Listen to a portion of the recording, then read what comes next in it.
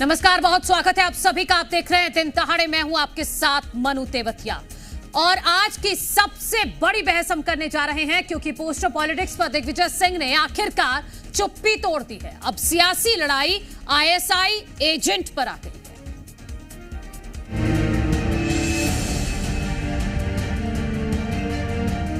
इस तरह से बिना तथ्य के भारतीय जनता पार्टी के साथ आप लोगों के नाम जोड़ रहे हो, मैं उनके इस बयान की घोर निंदा करता हूं।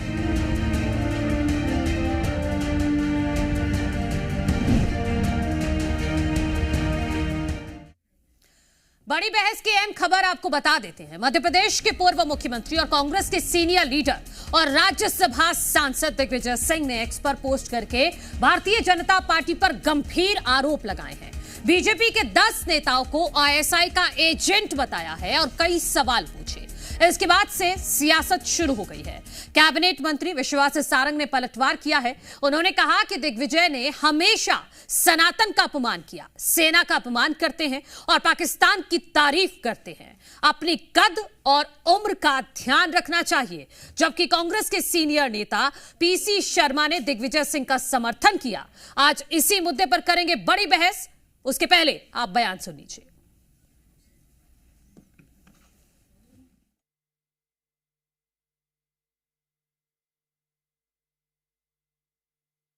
जी, जब तक कोई उनके पास पुख्ता जानकारी नहीं हो वो तब तक कोई बयान नहीं देते हैं या किसी चीज़ को उजागर नहीं करते हैं।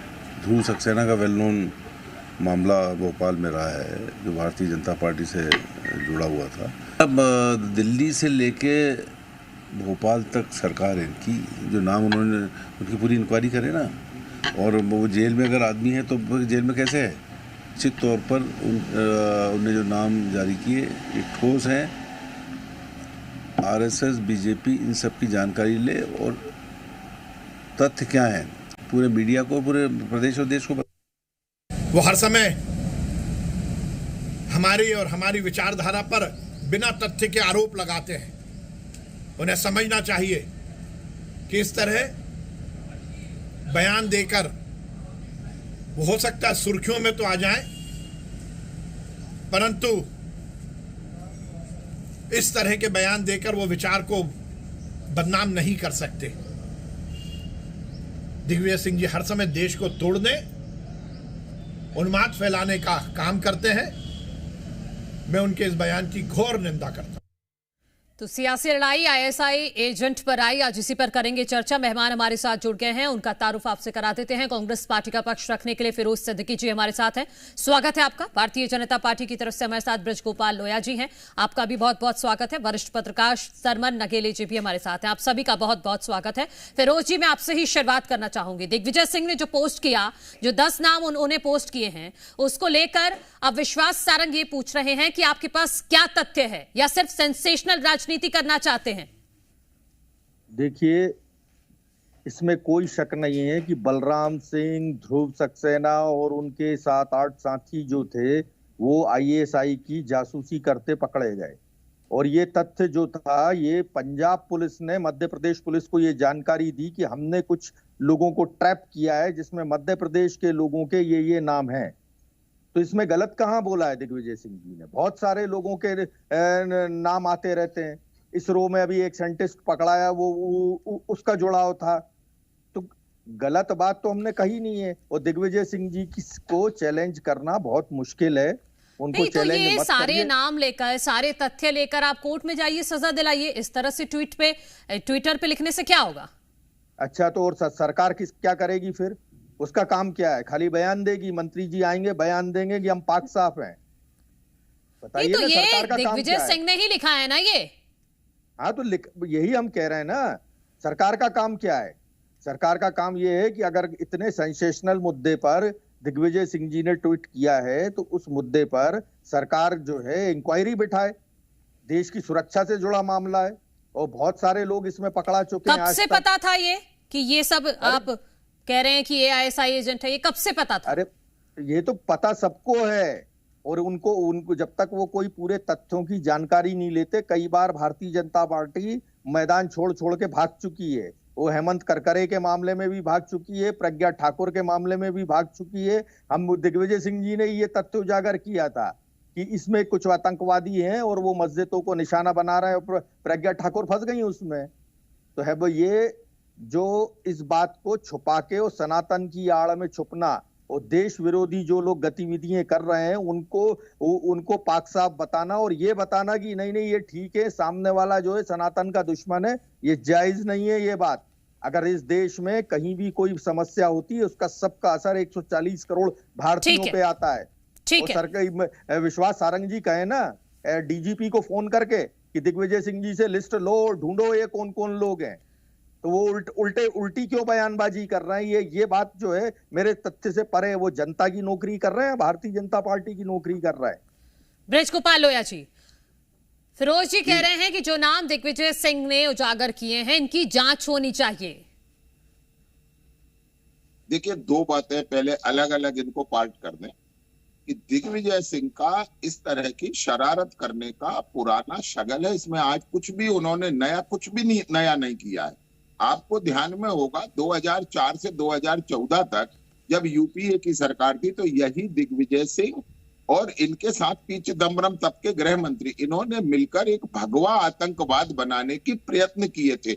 और ये जो अभी कह रहे थे हमारे फिरोज भाई ने एक नाम लिया इसमें प्रज्ञा सिंह का, प्रज्ञा सिंह को आपने 6 वर्षों तक जेल में रखा, अपार यातनाएं दी। ये दिग्विजय सिंह और पी चिदम्बरम की निर्देश पर हुआ। इतनी यातनाएं दी कि उन्हें उठाकर दीवार में मार दिया गया, जिससे उनकी रीढ़ की हड्डी स्थायी रूप से खराब हो गई।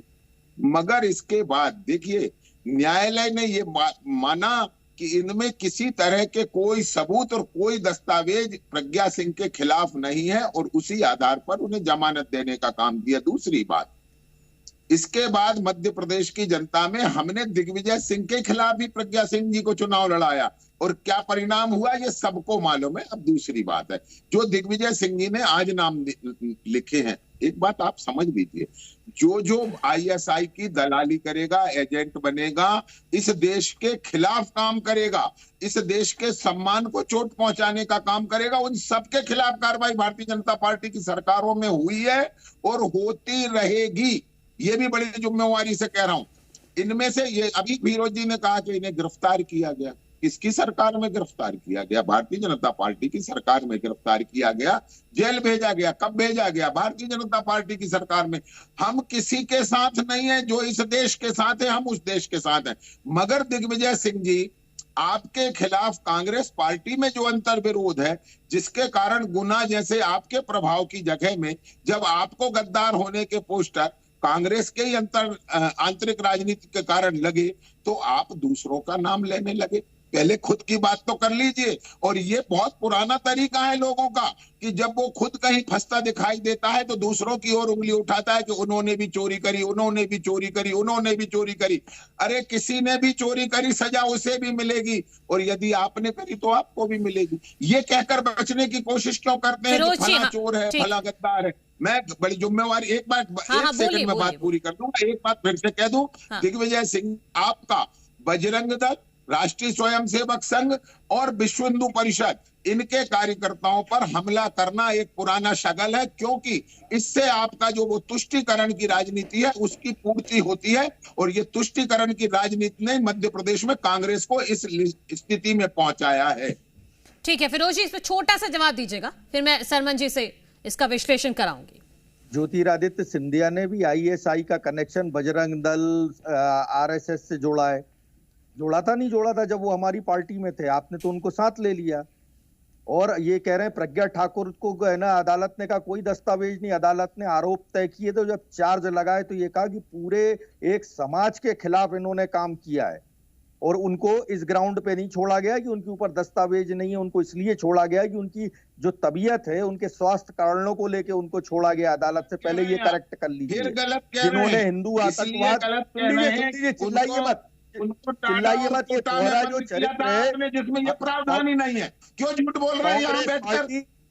कांग्रेस धारा में पार्टी बंद किसी किसने की बताई? बात पे चुप नहीं बताइए, रहेगी। बताइए ये किस घर धारा के में अंदर आरोप रह तय के किए घर थे से उन पर? गद्दारी करने वालों किस को हम कानून में छोड़ेंगे आरोप तय नहीं। किए? एक एक करके ये एक एक झूठ करके नहीं बोलिए ना घर से प्लीज। घर नहीं, के ये अंदर झूठ रह बोल रहे के हैं। घर में मैं गद्दारी पूछ रहा करने हूं, वालों को हम इस छोड़ेंगे कानून नहीं। के तहत आज ही तो आपके किस धारा विधायक में जो है अपराध तय हुए आज ही आपके विधायक जो है अच्छा जो रुकिए, उनके अब आप लड़के दोनों ने रुकिए, मंदिर के मैं कपाट शर्मा जी को खुलवाए शामिल कर और लेती हूँ। पुजारी के साथ फिर मैं आपके मारपीट पास की है। आती हूँ, एक मिनट रुक जाइए। फिरोज जी आप भी, ब्रजगोपाल जी आप भी। सरमन जी, अगर ये आरोप, इतना बड़ा आरोप ट्विटर के जरिए लगाया जा रहा है, तो उसकी आपको नहीं लगता उसकी गंभीरता कितनी कम हो जाती है? आप आईएसआई एजेंट बोल रहे हैं, यानी देश का गद्दार, देशद्रोही, तो आपको क्या ये शोभा देता है? इतने बड़े नेता हैं आप और ट्विटर पर लिख रहे हैं, आपके पास तथ्य है, आप जाइए कोर्ट में, साबित करवाइए, सजा दिलवाइए। मुझे लगता है यही प्रक्रिया होनी चाहिए ना।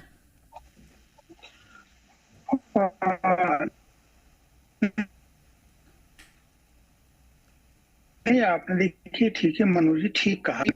आईएसआई से लोग जुड़े हुए हैं, तो मेंबर ऑफ पार्लियामेंट है, राज्यसभा में है, ये पूरा का पूरा वो प्रश्नोत्तर काल में ये प्रश्न लगाते लोकसभा में कि मेरी संज्ञान में ऐसा है और उसे नहीं कर रही है, तो वह उस पर फिर वो वाद विवाद की स्थिति बनती और केंद्र सरकार, लोकसभा जो है ना, विभाग को डायरेक्शन देता, विभाग जांच बैठाने की प्रक्रिया प्रारंभ करता।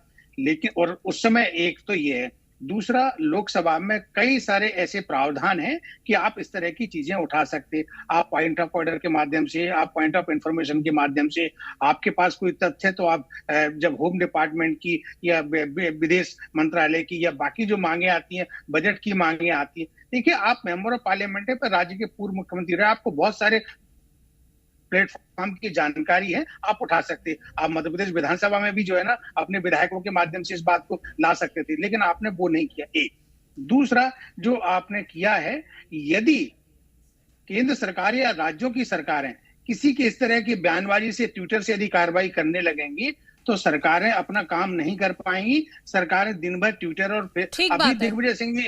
अभी दिग्विजय सिंह जी आज ही पोस्ट किया उन्होंने, 2 घंटे बाद उसको डिलीट कर दें। तो भारत में ट्विटर का कोई सर्वर ही नहीं है, वो डेटा आने में आपको समय लगेगा ही नहीं, और इतना समय लगेगा कि आप उसको वेरीफाई नहीं कर पाएंगे, उस पर कार्रवाई नहीं हो पाएगी। एक तीसरा इसमें एक विषय और है कि दिग्विजय सिंह जी ने जो विषय उठाए हैं, दिग्विजय सिंह जी के पास यदि जानकारी है तो वो अपने दिल्ली, जैसे कि वो जाते रहते हैं हमेशा सब जगह, कोई भी घटना होती थाने में धरने पे बैठते हैं, कुछ बात है वो विधानसभा के या सीएम हाउस के पास बैठ जाते हैं, धरना प्रदर्शन करते हैं। तो आप राज्य के जो पुलिस महानिदेशक है, डीजीपी, उनके पास जाइए, डेलीगेशन के साथ जाइए, अपने लेटर हेड पर आप तथ्यों के साथ में उनको जानकारी दीजिए और उस पर फिर उनसे आग्रह कीजिए कि हम टाइम लिमिट दीजिए। तो देखिए, मैं फिर कह रहा हूं आपसे मनोज जी, सोशल मीडिया के माध्यम से सरकारें यदि इस तरह की एक्टिविटी में शामिल हो गई तो वो अपना मूल काम नहीं कर पाएंगी। ठीक बात है, बात अलग है। और सरकार सोशल मीडिया पर नहीं चल रही ना फिरोज जी, ये समझना पड़ेगा ना। ये इतनी बड़ी बात, इतने गंभीर आरोप ट्विटर पर आपने लगा दिए और आप चाह रहे हैं कि सरकार इस पर उनको टांग दे, फांसी पे चढ़ा दे। फिर आप, अरे भाई, अगर ट्विटर पे उन्होंने आरोप लगाए हैं तो फिर आप क्यों पहुंच गए मंत्री जी के पास सवाल जवाब करने? नहीं जाना चाहिए था आपको कि भाई ये कोई तथ्यात्मक बात नहीं है। मीडिया का काम ये थोड़ी है कि कोई ट्विटर पे लिख देगा तो आप पहुंच जाएंगे। मीडिया का काम क्या है वो मीडिया को पता है फिरोज जी, आप मत बताइए प्लीज, आप मत बताइए।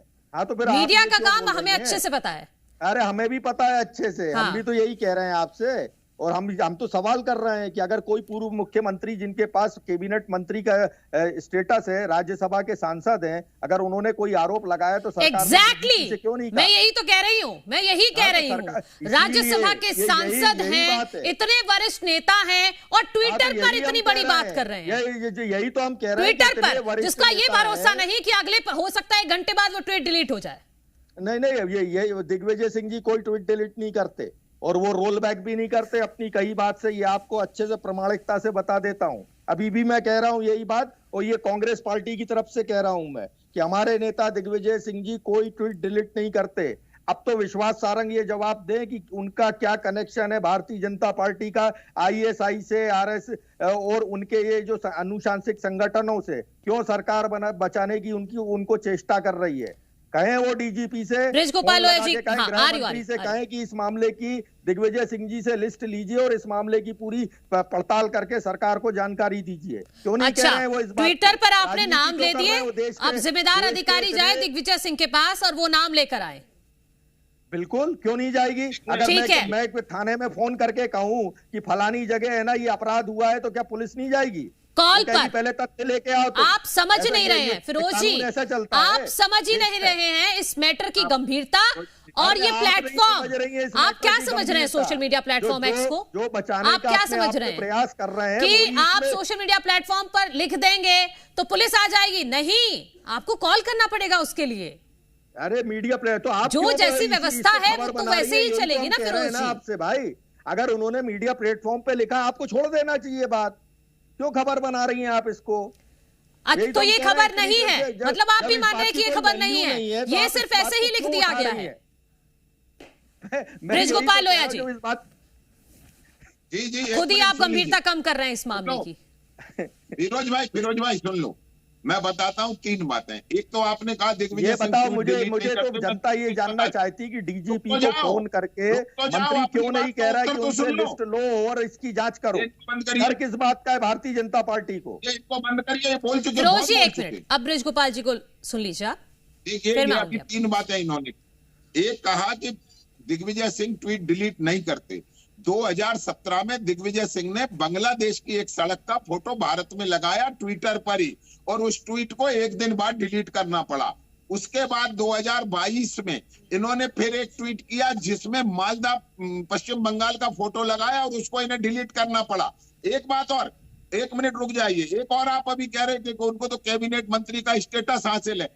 हाँ, हम भी कहते हैं कि ऐसे लोगों को ऐसे स्टेटस हासिल नहीं होना चाहिए, इस पर भी विचार होना चाहिए कि उचित व्यक्ति को जो उस सम्मान के योग्य वो मिलना चाहिए। तीसरी जो सबसे गंभीर बात है, मेरा भी ये कहना है कि पुलिस को दिग्विजय सिंह को समन करके बुलाना चाहिए और उनसे पूछताछ करना चाहिए कि आपको इसकी जानकारी कैसे है, कहीं आप भी तो उनके साथ नहीं है। तो ये एक बड़ा गंभीर विषय है कि आपको जानकारी कहां से आती है। आप कब तक बचाओगे अपने लोगों को? कब तक बचाओगे? ध्रुव सक्सेना आप ही की आईटी सेल का आदमी था ना, शर्म तो करो। तो भी गलत है और इस देश के बृजगोपाल लोया जी, फिर उस मुद्दे को सरकार को भी गंभीरता से लेना चाहिए। या तो इंटेलिजेंस से आ रही है या आपको उन दुश्मनों से आ रही है। भाई साहब, हम यही तो कह रहे हैं आपसे, ध्रुव सक्सेना आप ही की पार्टी का आदमी था ना, आईटी सेल का अध्यक्ष था। शर्म तो करो, कुछ तो शर्म कर लो आप। झूठ है ये। अरे ये ध्रुव सक्सेना को पकड़ के आप ही की पुलिस लेके गई थी ना, और पंजाब पुलिस ने बताए थे उसके 50 सिम कार्ड मिले उसके पास, आईएसआई से पाकिस्तान से उसके खाते में पैसे जमा हुए हैं। अब और कौन कौन से पैसे दे दें आपको, ये बता दीजिए। फिरोज जी, तथ्य बृजगोपाल लोया जी को मत दीजिए, जहां देने हैं वहां दीजिए, पुलिस को दीजिए, कोर्ट में दीजिए। तथ्य दिए, ये सारे तथ्य दिए, और सरकार क्या काम कार्रवाई कर पाई? उसको जमानत और दिला दी सरकार ने। छोड़ दो साहब हमारा आदमी। बृजगोपाल जी, फिरोज जी ये कह रहे हैं कि जो नाम लिखे गए हैं उन सब के बारे में सारी तथ्यात्मक जानकारी है, बस सरकार आगे बढ़े और इसमें कार्रवाई करवाए। बृजगोपाल जी, आपने जी, मैं फिर से दोहरा देती हूं। फिरोज जी ये कह रहे हैं कि जो नाम लिखे गए हैं इनके बारे में सारे तथ्य हैं उनके पास, कांग्रेस पार्टी के पास, दिग्विजय सिंह के पास, बस कार्रवाई करने की जरूरत है।